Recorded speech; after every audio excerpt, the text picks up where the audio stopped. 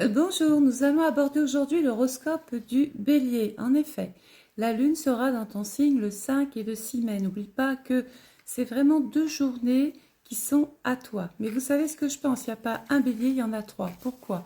Parce qu'en fonction de ta date de naissance, tu appartiens à un décan et on attribue à chaque décan une planète.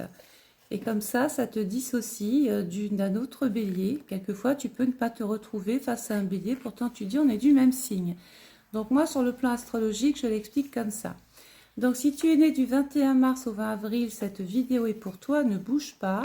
En attendant, n'oublie pas de liker, de commenter, de partager et de me mettre dans tes favoris.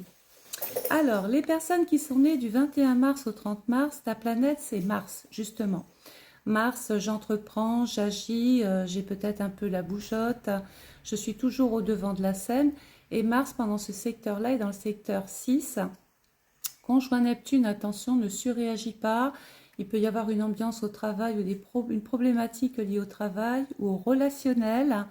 Et surveille bien sûr ta santé, puisque Neptune, ça peut être un petit malaise, un petit dérèglement, quelque chose comme ça. Les personnes qui sont nées du 31 mars au 9 avril, ta planète, ton luminaire, c'est le soleil. La générosité, la bonté, le charisme, hein, quand tu passes, on te voit.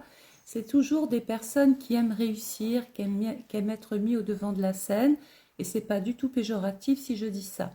Le soleil, pendant ce secteur-là, il est dans le secteur 8. Alors toi, tu es un chanceux parce que conjoint Jupiter, on augmente finalement sa capacité matérielle financière. On peut être amené à faire une très belle opération financière.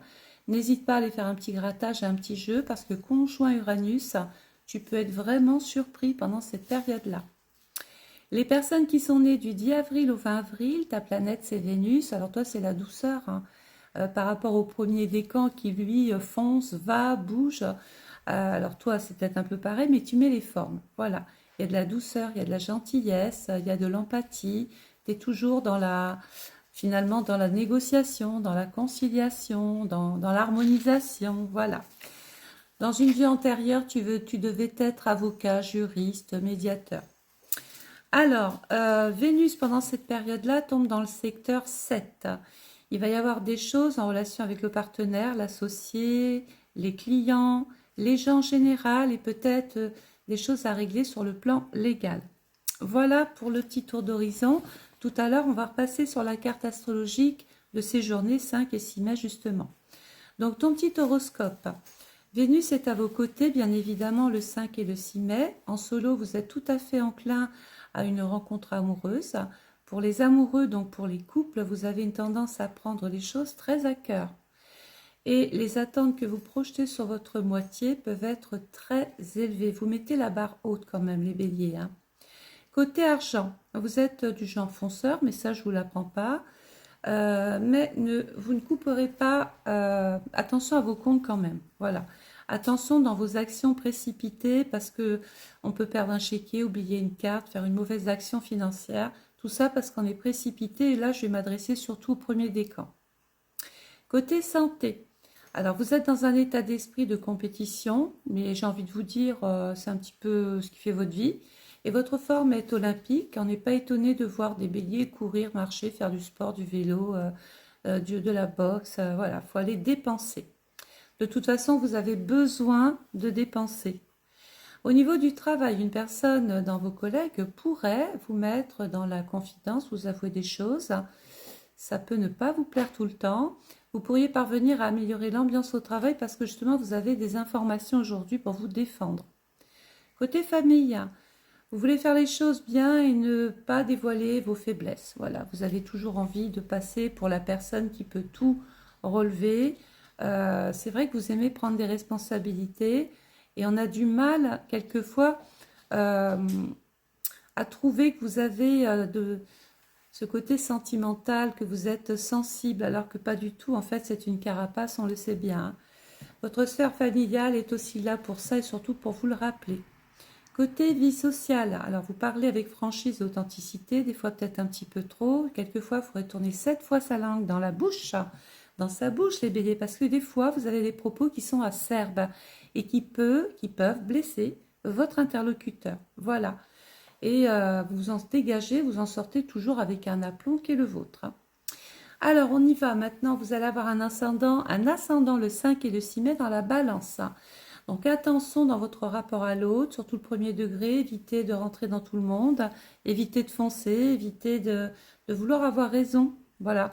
Essayez de peser le pour et le contre serait éventuellement judicieux pour éviter tout litige, tout conflit. Voilà. N'allez pas mettre de l'huile sur le feu. Piano, piano, les béliers.